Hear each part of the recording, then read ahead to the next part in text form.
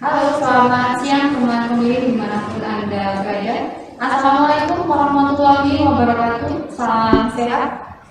Siang ini senang sekali saya, Rahayu Kurniawati, bisa menyapa Anda. Pastinya dalam program Jumpa Kita KPU Kota Magelang. Program ini merupakan terobosan dari kami untuk memberikan informasi pemilu, informasi pemilihan, dan informasi-informasi lain yang memberikan manfaat untuk teman pemilih. Kali ini kita akan berbincang dengan seseorang yang sudah tidak asing lagi, yang telah melintang berkiprah di bidang kepemiluan di Kota Magelang. Terakhir bersama saya, Ketua KPU Kota Magelang, Bapak Basmar Priyanto Amron. Selamat siang, Pak Basmar. Selamat siang, Mbak Ayu. Selamat siang, teman pemilih Kota Magelang. Assalamualaikum warahmatullahi wabarakatuh. Salam sehat untuk kita semua. Bagaimana kabarnya hari ini, Pak? Nampak cerah sekali dengan sastra jas kaki dan kemeja putihnya. Alhamdulillah sehat dan mudah-mudahan tetap selalu sehat serta sehat. Alhamdulillah. Sebelum kita mulai obrolan untuk jumpa kita episode ini, mungkin Pak Basmar bisa menceritakan sedikit kilas balik pengalaman Bapak di bidang kepemiluan sudah berapa lama, kemudian diawali dari cara apa, mungkin seperti itu, Pak. Ya, jadi untuk kepemiluan saya sudah menjadi anggota KPPS ya, sebagai penyelenggara itu di masa Orde Baru. Kemudian di masa reformasi itu masih sebagai anggota KPPS. Lalu di tahun 2009-2008 itu saya masuk ke panitia pengawas pemilu tingkat kota sampai tahun 2010. Kemudian di tahun 2012 dan 2013 masih di panitia pengawas pemilu tingkat kota. Selanjutnya mulai tahun 2013 sampai sekarang saya ada di Komisi Pemilihan Umum Kota Magelang. Jadi sudah cukup lama. Komplit ya, Pak ya. Komplit berawal dari penyelenggara, kemudian dilanjutkan dengan pengawas dan berlanjut kembali ke penyelenggara pemilu. Ngomong teman pemilih, di episode kali ini kita akan membahas tema mengenai pemilu dan pemilihan serentak tahun 2024. Begini Pak Basmar, mengenai agenda pemilu serentak dan pemilihan di 2024 ini, mengapa Pak ini dilaksanakan secara serentak? Apa sih sebenarnya yang melatar belakangi pemilu dan pemilihan ini harus dilaksanakan berbarengan seperti itu? Terkait dengan pemilu serentak ini kan sebenarnya kan setelah pemilu 2014 ini kan Mahkamah Konstitusi itu mengamanatkan untuk adanya pemilu serentak, jadi pemilu legislatif dan pemilu presiden itu dijadikan bersamaan. Nah itu sudah dimulai tahun 2019 dan kedepannya 5 tahun lagi tahun 2024, jadi keserentakannya seperti itu. Terkait dengan pemilihan kepala daerah serentak, ini kan dinamikanya cukup panjang. Pasca pemilu 2014 ini kan sempat ini undang-undangnya ini mengamanatkan bahwa pemilihan kepala daerah dilakukan di DPRD. Saat itu banyak masukan-masukan dari pemerhati pemilu, dari masyarakat juga yang tidak setuju. Sehingga akhirnya Presiden mengeluarkan peraturan pemerintah dengan undang-undang yang mengembalikan pemilihan kepala daerah ini menjadi pemilihan langsung lagi. Jadi tidak melalui DPRD. Nah untuk efisiensi biaya, efisiensi anggaran ya terutama penyelenggaraan ini dilakukan mulai tahun 2015, kemudian tahun 2017 dan tahun 2018 ada 3 kali kan. Awalnya ini kan di Undang-Undang Nomor 1 tahun 2018 ini pemilihan kepala daerah serentak ini akan diserentakkan secara nasional itu tahun 2027. 2027. Ya. Berarti ini lebih cepat. Nah, seiring dengan tahun ya, Pak, ya? dinamika perkembangan undang-undang ya.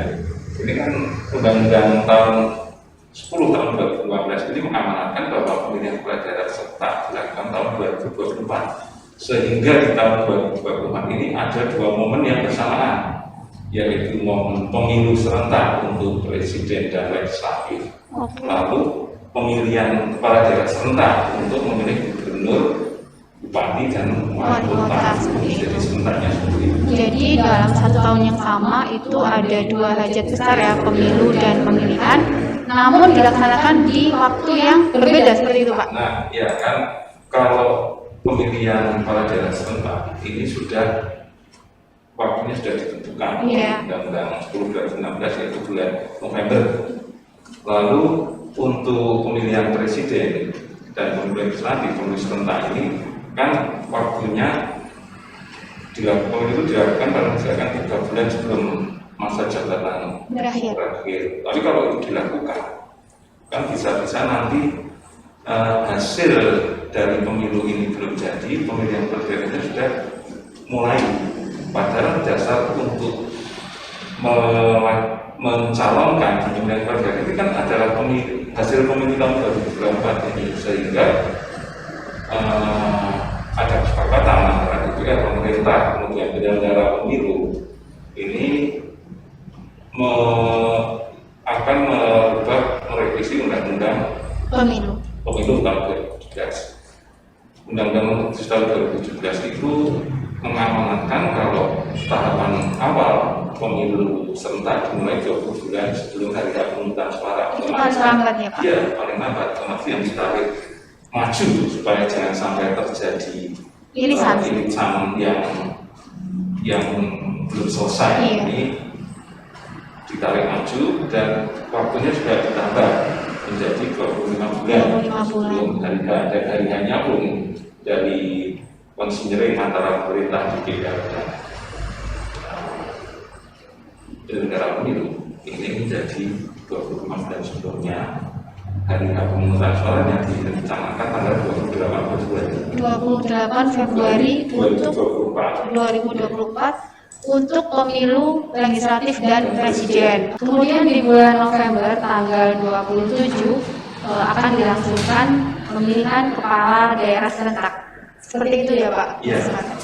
Jadi yang perlu teman pemilih ketahui bahwa walaupun pemilihan serentak tahun 2024 ini antara pemilihan kepala daerah dan pemilu presiden dan legislatif itu bersamaan, tetapi waktunya berbeda. Jadi tidak dalam satu waktu mencoblos 7 surat suara. Itu yang perlu kita ketahui bersama, karena waktunya untuk pemilu itu nanti di bulan Februari, sementara pemilihannya bulan November, jadi tidak bersamaan. Pemilihannya tidak bersamaan dan ada 7 surat suara, seperti itu ya Pak? Karena kan sampai saat ini masyarakat mungkin masih banyak yang berpikir bahwa di tahun 2024 itu mereka akan membuat 7 surat suara. Anggota KPPS-nya, calon anggota KPPS-nya pun juga mungkin khawatir. Kemarin 5 surat suara saja melakukan, apalagi di tanggal 7 atau tanggal 7. Nah ini waktunya berbeda. Oke Pak Tresmar. Kemudian terkait dengan pemilu dan pemilihan 2024 ini, apa saja sih perubahan atau hal-hal yang baru yang mungkin sebelumnya belum pernah ada Pak, terkait kebijakan-kebijakan baru dari stakeholder kepemiluan? Ya, terutama yang pertama ya, ini kan setelah pemilu tahun 2019 kemarin, ini kan masih ada yang menjudicial review-kan undang-undang pasal-pasal dalam pemilu itu. Seperti yang pertama, ini kan MK tetap memutuskan bahwa presidensial threshold untuk pemilu tahun 2024 itu masih menggunakan hasil pemilu periode sebelumnya, jadi masih menggunakan pemilu tahun 2019 untuk presidensial threshold. Lalu dalam pendaftaran peserta pemilu, ini kan juga MK memutuskan hal yang berbeda dengan pemilu tahun 2019 kemarin. Di pemilu tahun 2019 ini untuk semua peserta pemilu, baik yang sudah menduduki kursi di DPR atau tidak, ini dilakukan verifikasi administratif dan faktual secara menyeluruh. Nah di tahun 2024 ini MK memutuskan bahwa untuk peserta pemilu yang sudah punya kursi di DPR hanya dilakukan verifikasi administrasi saja.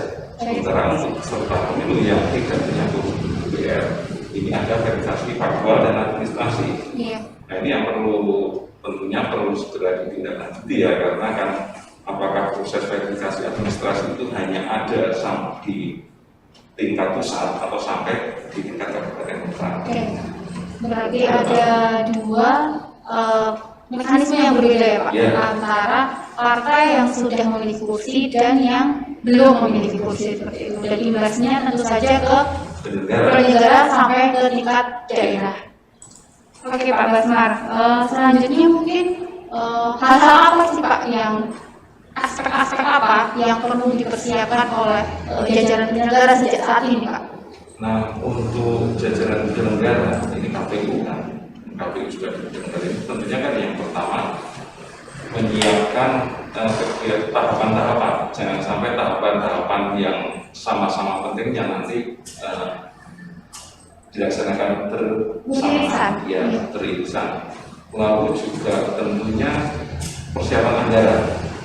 Persiapan anggaran kan kalau di pemilu tahun 2019 ini pemilu serentak, tapi anggarannya kan hanya satu kegiatan pemilu, padahal itu kan anggaran dua kegiatan yang berbeda, pemilu legislatif dan pemilu presiden.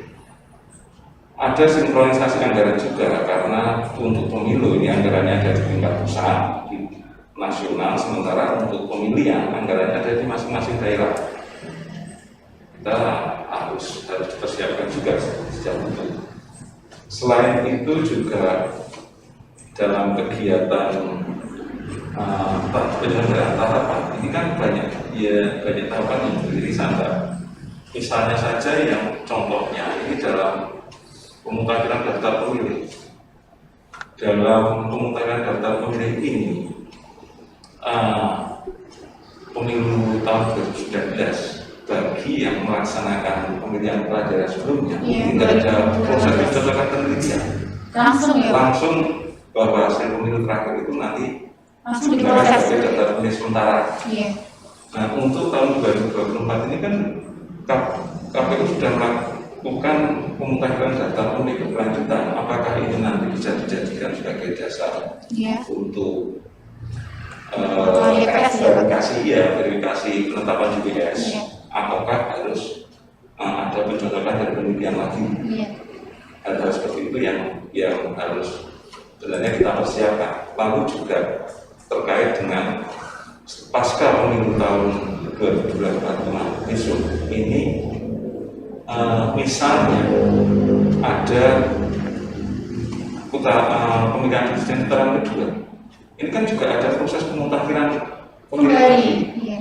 Apakah pada tahapannya bersamaan kemungkinan dengan saat pemilihan? Nah ini juga tentunya perlu persiapan. Ada potensi untuk itu ya Pak, potensi tahapan-tahapan yang kemungkinan besar dapat beririsan apabila tidak dipersiapkan sejak saat ini untuk penyusunan tahapannya seperti itu. Kemudian Pak, di pemilu 2019 kemarin kita sempat dikagetkan juga dengan data-data yang menunjukkan adanya anggota KPPS yang meninggal atau sakit, dan itu cukup menyita perhatian publik seperti itu. Kemudian di tahun 2024 ini bagaimana ini Pak untuk mengantisipasi hal yang sama kembali terulang di tahun pemilihan dan pemilu serentak nantinya? Sebenarnya kan untuk pembentukan KPPS tahun 2019 ini kan sudah diantisipasi dengan pemilihan tahun 2020 ya, dengan batasan bahwa anggota KPPS ini maksimal usianya 50 tahun, kemudian minimal 20 tahun. Itu lalu kemudian ada pemeriksaan kesehatan dan sebagainya. Ini kan untuk meminimalisir jangan sampai terjadi kembali seperti itu. Dan tentunya juga bahwa sampai saat ini KPU itu sudah melakukan simulasi untuk penyederhanaan surat suara, sehingga untuk setiap dalam nanti proses pemungutan dan perhitungan ini menjadi lebih sederhana lagi, apalagi dengan adanya aplikasi-aplikasi yang dilakukan oleh KPU. Nah ini kan insya Allah akan meminimalisir peristiwa tahun 2019 itu terulang. Oke, ada ini ya, upaya dari KPU sendiri untuk meminimalisir hal-hal yang tidak diinginkan kembali terjadi di 2024 nanti. Seperti yang contohnya tadi adalah mengenai penataan kembali surat suara. Kemudian yang selanjutnya tadi disampaikan Pak Ketua, pembatasan usia, pemeriksaan kesehatan, screening kesehatan sebetulnya Pak yang lebih ketat. Teman pilih di era pesatnya perkembangan teknologi informasi saat ini, tidak dapat dimungkiri bahwa hampir segala aspek kehidupan kita itu sangat berhubungan erat dengan penggunaan sistem informasi. Nah, terkait dengan kepemiluan ini Pak, bagaimana KPU memanfaatkan kemudahan-kemudahan dalam penggunaan sistem informasi berkilas balik pada pemilu sebelumnya maupun terkait dengan pemilu 2024 nanti. Memang dengan situasi seperti ini, perkembangan teknologi yang sangat cepat, masyarakat butuh transparansi, butuh kejelasan. Nah, sementara kalau regulasi yang ada ini kan lebih ke regulasi yang sifatnya manual.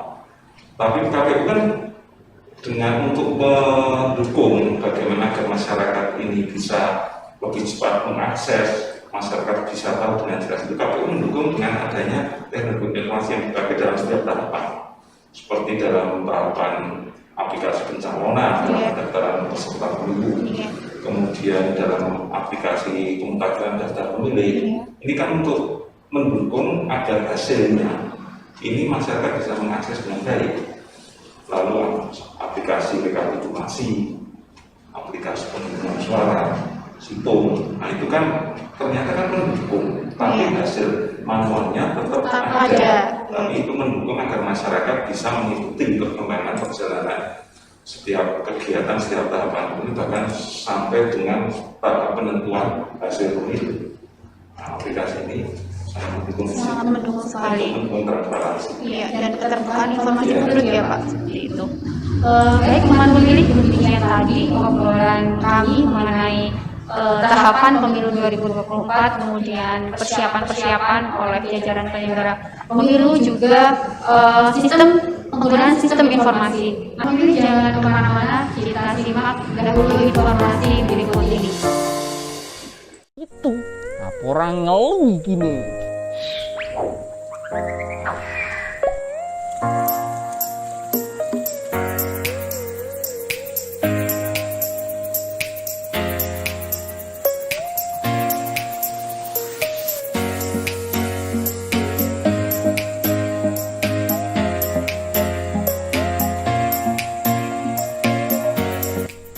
Maca apa elek serius men ki?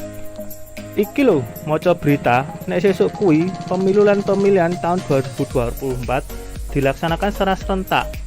Jadi sesuk kuwi dhewe milih presiden lan wakile, DPD, DPR RI, DPRD provinsi, DPRD kabupaten atau kota, gubernur, bupati atau wali kota. Pitu. Sesuk ki ana 7 surat suara. Wingi lho, tahun 2019, 5 aku wis bingung. Sesuk ki 7. Ora ngeluh gini. Wes sesuk aku arep rame nyoblot. Ya aku. Ya ora ngono kuwi, Jo. Memang di tahun 2024 kuwi pemilu lan pemilihan dilaksanaake serentak, tapi beda bulane. Pemilu direncanake bulan Februari 2024 lan pemilihan dilaksanaake bulan November tahun 2024.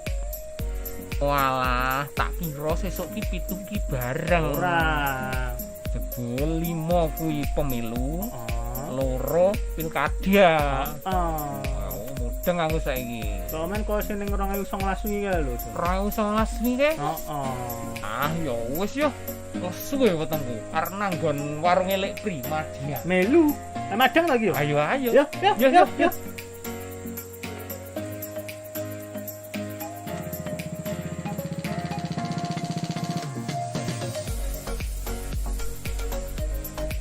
Berdasarkan rapat antara Komisi 2 DPR, pemerintah serta penyelenggara pemilu KPU Bawaslu dan DKPP Kamis 3 Juni 2021 disepakati hari pelaksanaan pemilu serentak tahun 2024.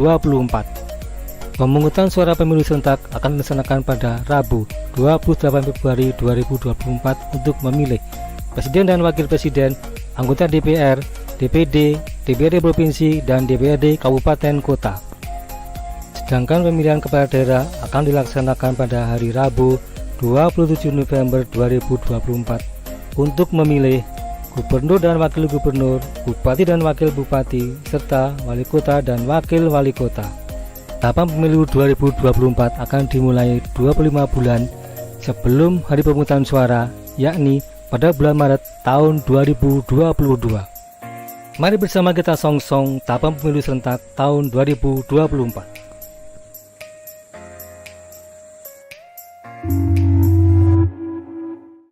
Teman pemilih, kembali lagi bersama saya dan narasumber kita di jumpa kita ada Pak Basmar, Ketua KPU Kota Magelang, melanjutkan obrolan kita sebelumnya mengenai pelaksanaan pemilu dan pemilihan di 2024 nanti. Ini Pak, apa saja yang sudah dilakukan oleh KPU untuk menepis kekhawatiran publik mengenai hal-hal yang dikhawatirkan akan terjadi di 2024 nanti. Untuk pemilu dan pemilihan tahun 2024 ini yang perlu teman pemilih ketahui lagi, saya tekankan bahwa untuk pemilu dan pemilihan serentak ini tidak dilakukan dalam satu waktu yang sama, walaupun tahunnya sama, tapi waktunya berbeda. Kemudian terkait dengan kekhawatiran bahwa dengan aplikasi dan sebagainya itu KPU nanti tetap akan menggunakan aplikasi agar semua akses itu mudah dilihat oleh masyarakat. Jadi transparansi itu insya Allah akan menjadi bagian yang utama. Selain itu juga bahwa di pemilihan dan pemilu tahun serentak tahun 2024 ini, mari bersama-sama kita mulai dari sekarang mempersiapkan, terutama yang pertama terkait dengan pemutahiran daftar pemilih. Saat ini kan agar memperoleh daftar pemilih yang akurat, KPU sudah melakukan kegiatan pemutakhiran daftar pemilih berkelanjutan, yang mana setiap bulan itu data pemilih yang ada di Sabura itu diupdate terus. Itu dibuka untuk publik. Selain itu juga agar informasi tentang pemilu dan pemilihan ini nanti bisa masyarakat bisa segera mengetahui, masyarakat bisa datang saja ke KPU Kota Magelang, dipersilakan. Kita ada rumah pintar pemilu yang berisi informasi-informasi tentang pemiluan, kemudian juga hasil-hasil dari pemilu, proses pemilu itu nanti kita bisa diskusikan di situ. Bahkan tentang penyelenggara, tentang peserta, itu juga kita bisa ngobrol-ngobrol di situ. Ya, nah, tentunya ini bersama-sama kita harus saling mempersiapkan untuk teman-teman peserta pemilu partai politik itu juga seringlah berkoordinasi dengan kita. Kita juga sudah berkoordinasi mencoba untuk bersama-sama mempersiapkan. Kita sudah mengunjungi ya semua partai politik untuk persiapan tahun 2024. Lalu terkait dengan kehadiran ini tentunya jangan ragu untuk menggunakan hak pilihnya, karena dengan menggunakan hak pilih artinya bahwa kita menggunakan kedaulatan yang ada di kita. Karena hak pilih itu adalah hak yang tidak bisa diabaikan oleh negara. Seperti apa itu Pak? Jadi kan sebenarnya kan hak untuk memilih, hak untuk menggunakan hak pilih itu kan hanya ada di negara yang sudah merdeka, yang menganut sistem demokrasi. di kita, karena kita mengenal sistem demokrasi, karena kita sudah merdeka, artinya kita sudah berdaulat. Kalau kita tidak berdaulat, artinya kita masih dijajah. Nah, untuk itu tunjukkan kedaulatan kita dengan menggunakan hak pilih. Ya, kalau kita tidak menggunakan hak pilih, kita rugi kalau kita merdeka, karena kita kedaulatan yang sudah kita rebut dengan berdarah-darah itu nggak ada gunanya. Jadi seperti itu. Ya. Jadi sudah berbagai upaya dilakukan oleh KPU untuk jelang persiapan pemilihan dan pemilu 2024 ini seperti yang disampaikan Pak Ketua. Baik teman pilih, tidak terasa 20 menit kita bersama berbincang-bincang mengenai penyelenggaraan pemilu dan pemilihan serentak 2024. Sudah waktunya jumpa kita untuk undur diri. Namun sebelumnya kita minta closing statement dari Pak Basmar terlebih dahulu. Monggo Pak Basmar. Ya, untuk teman pilih semua, mari bersama-sama kita gunakan hak pilih kita nanti di tahun 2024 untuk menunjukkan bahwa kita sudah berdaulat. Ketika kita sudah berdaulat, insya Allah nanti negara akan menjadi kuat. Mari tunjukkan, gunakan hak pilih Mari kita gunakan hak pilih kita untuk menunjukkan bahwa kita sudah berdaulat ya Pak, iya, demi negara yang kuat seperti itu karena ya. kalau masyarakatnya sudah berdaulat, ya negaranya Negaranya masih kuat. kuat, luar biasa. Seperti tagline KPU kita ya Pak. Ya baik, terima kasih teman pilih. Dengan demikian saya sudah perbincangan kita di episode kali ini. Terima kasih Pak Basmar atas kesediaan dan keluangan waktunya. Semoga apa yang tadi disampaikan dapat menambah wawasan kita semua dan semoga pelaksanaan pemilu dan pemilihan 2024 nanti dapat berjalan dengan baik dengan segala aspeknya yang sudah dipersiapkan dengan matang seperti itu. Terima kasih kepada teman pemilih yang sudah menyimak. Tetap jaga kesehatan dan patuhi protokol kesehatan. Jumpa kita akan hadir kembali di setiap pekannya dengan tema-tema pilihan yang menarik. Teman pemilih juga dapat memberikan masukan untuk pemilihan tema dalam program Jumpa Kita KPU Kota Magelang. Jangan lupa untuk subscribe YouTube channel KPU Kota Magelang. Saya undur diri. Wassalamualaikum warahmatullahi wabarakatuh.